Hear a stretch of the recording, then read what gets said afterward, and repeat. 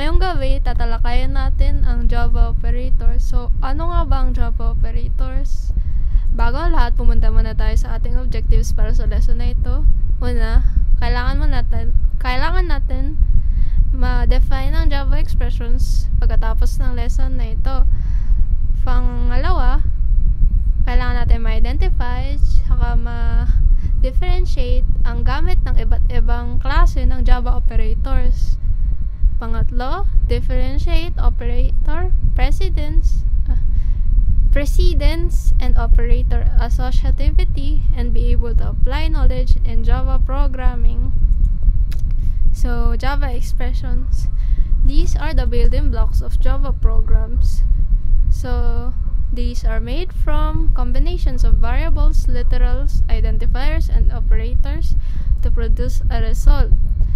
Kumbaga, kung sa English, meron tayong sentence na binubuo ng subject, verbs, and punctuation marks. Sa Java programming, meron tayong Java expressions na binubuo ng variables, literals, identifiers, and operators.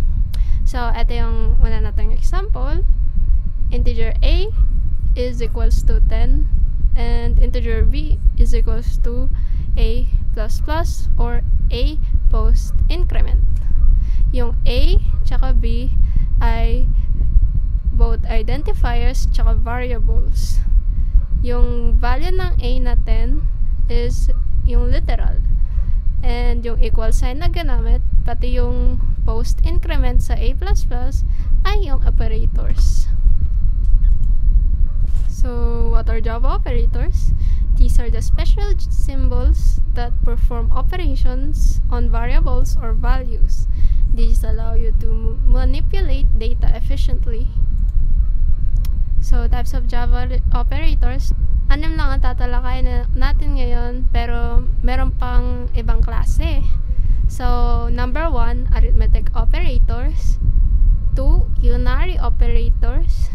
3, assignment operators. 4, relational operators. 5, logical operators. And 6, ternary operator. Sa arithmetic operators, ito yung ginagamit sa simple arithmetic operations katulad ng 1 plus 1, ganun. So, meron tayong addition, subtraction, multiplication, division, modulo. Kung hindi nyo alam ang modulo, ito yung ginagamit kapag kailangan natin kunin ang remainder galing sa division. Halimbawa, 3 divided by 2. 3 modulo 2 is 1. Kasi ayun yung remainder. Kapag naman mas malaki ang dividend sa divisor, automatically ang answer natin is ang dividend every single time. Tapos these are read from left to right. Second, unary operators. Ito yung operators na isang operand lang yung kailangan. These are read from right to left. So we have pre-increment or pre-decrement. Ito yung nagsasubtract ay nag-add or nagsasubtract ng value natin by 1, tapos ibabalik sa yung value. Sa post-increment or post-decrement naman, ibabalik na muna sa'yo ang value bago siya mag-add or subtract by 1. So, ito yung mga unary operators natin. Plus sign. Sa unary operators, kino-convert niya itong tatlong type, data type, to integer. Itong dalawang plus sign, increment, nag-a-add siya ng 1 sa value natin. Halimbawa, A++, tas yung value ng A mo is 10. Magiging 11. Pwede rin siya magamit sa constant. Pati rin to. Minus sign, ito naman ginagawa niya is nilenegate niya yung value ng data type. Except for string and boolean. Pwede rin siya gamitin sa character type. Ginagawa lang niya is kukunin niya yung Unicode value ng character, tapos Tapos, gagawin niyang negative. Minus minus or decrement subtracts 1 from the value. Exclamation point inverts the boolean value. So, ito, gumagana lang to sa mga may value ng true or false. Hindi siya gumagana sa integer.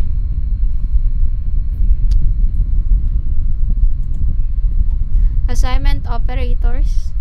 This assigns a value to the variable. So, kumbaga yung equal sign. And this is read from right to left. These are combined with other operators for shorthand compound statements.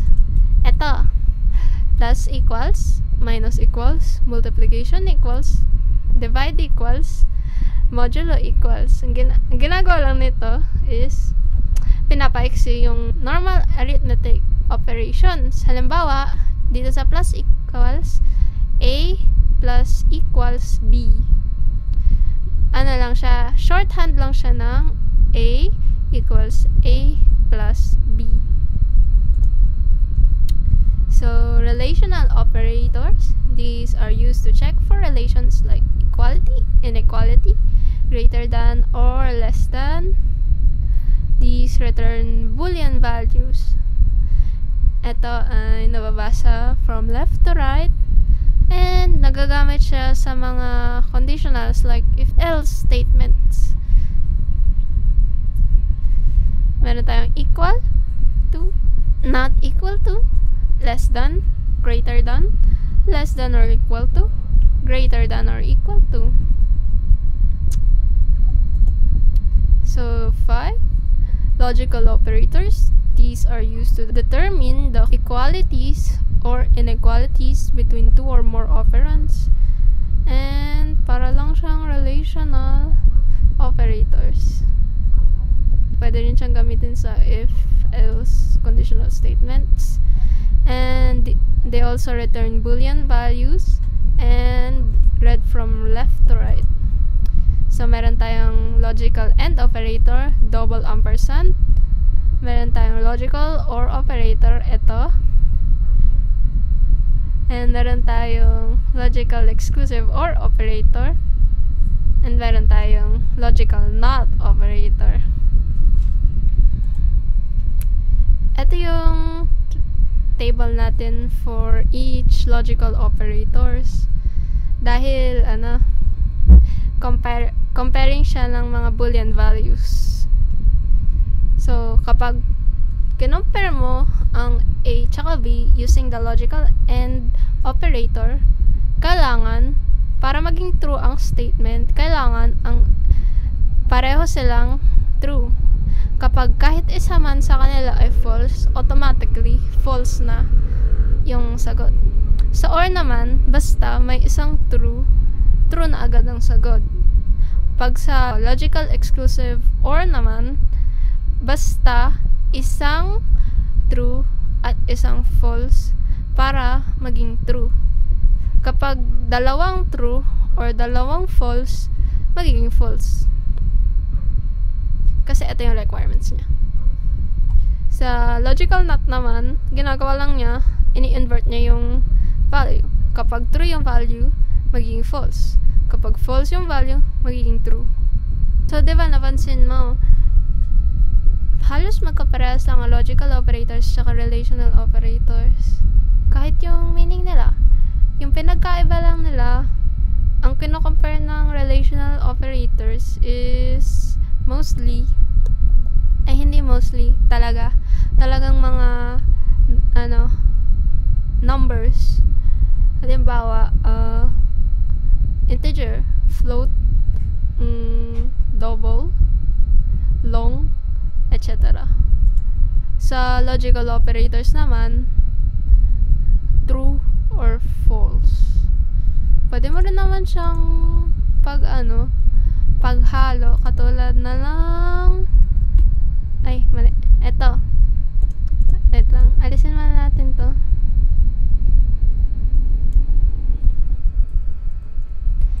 Katulad na to, if.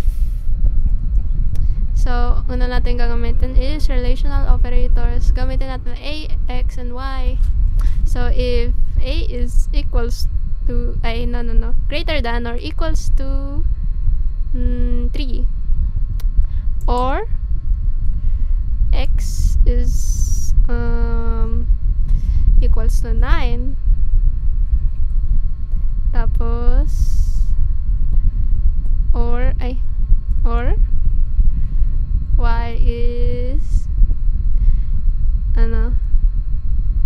less than 9. Gagawin natin print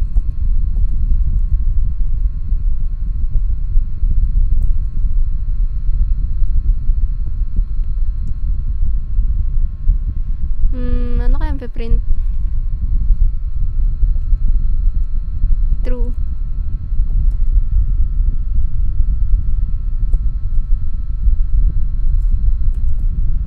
Else system.out.print false. Ay, mali. Ay. Yan. Bawal equals. Okay. Greater than or equals. True. Ba't siya naging true? False yung A. True yung X. At true yung Y. And na-combine natin yung relational operators sa logical operators. Oops. Lastly, ternary operator. These are used for shorthand if-else statement. So, pinapaiksi niya yung natin. Ginagawa niyang one line. This has 3 operands, and this is read from right to left. The question mark separates the condition from the expression, and the colon separates the two expressions. Ito yung example natin. Integer A is equals to 10, and integer B is equals to 1, with B plus equals A. Magiging 11 yung B natin. Tapos, declare natin yung C. String C is equals to, if A is equals to B, then we print A is equal to B. Else, A is not equal to B. Ayan, print yung C. That's the decide nyo kung true ba or false. Pwede na naman ganito. Merong condition sa loob ng expression. Kumbaga, if, tapos, else if. Tas else. So, try natin.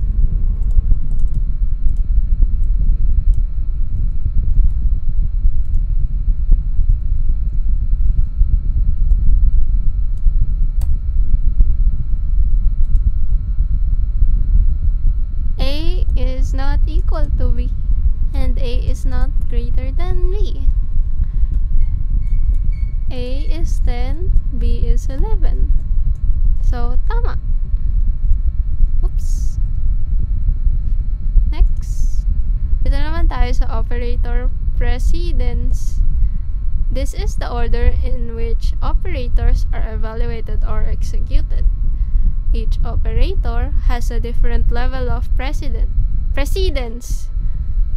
Arithmetic expressions still follow the PEMDAS rule. Yung kung ano yung mga una, parenthesis, exponent, then multiplication and division, and addition and subtraction. Parentheses are used to divide expressions into parts to make the order clearer. So, ginagamit natin yung parentheses para ma-override yung level ng precedence. So, operator associativity. Ito yung direction kung saan mag-uumpisang basahin yung expression base sa operator. So, ganito ginugroup yung operators na merong parehong level of precedence. Kapag nagsa-start tayo sa left or right, lagi mga una yung dalawang unang operands mula sa left. Pero kapag from right to left naman, yung sa right. Pero, hindi siya nag-a-apply sa unary, assignment, and relational operators kasi invalid siya sa Java. Kahit na subukan natin ngayon. Saan ba yun? Eto. Invalid. Eto is assignment. Ano pa yung sinabi ko? Unary x plus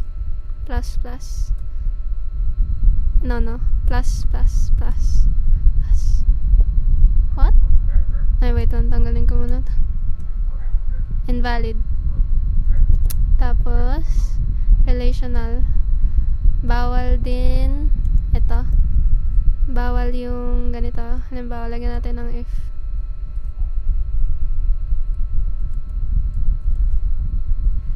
Bawal yung a greater than equal to x greater than equal to y. Bawal yan. Error. Yung tatlong yun bawal. So next, Java operator precedence table. Ito yung hierarchy ng mga operators starting from the highest, level 15, parenthesis, array subscript, tapos member selection. This is read from left to right. Then the next, level 14, post increment and post decrement from left to right. And level 13, pre-increment, pre-decrement, plus, minus, logical negation, bitwise complement, typecast, right to left. 12, multiplication, division, modulus, left to right. 11, addition, subtraction, left to right. 10, left shift, right shift with sign extension, and right shift with zero extension, left to right. And lahat ng relational except lang sa equality. Then may instance of left to right. Number 8, yung mga equalities, left to right. 7, and left to right. 6, exclusive OR, left to right. 5, inclusive OR, left to right. 4, logical AND, left to right. 3, logical OR, left to right. 2, ternary conditional, right to left. 1, lahat ng assignment operators, right to left. Tapos na. Thank you.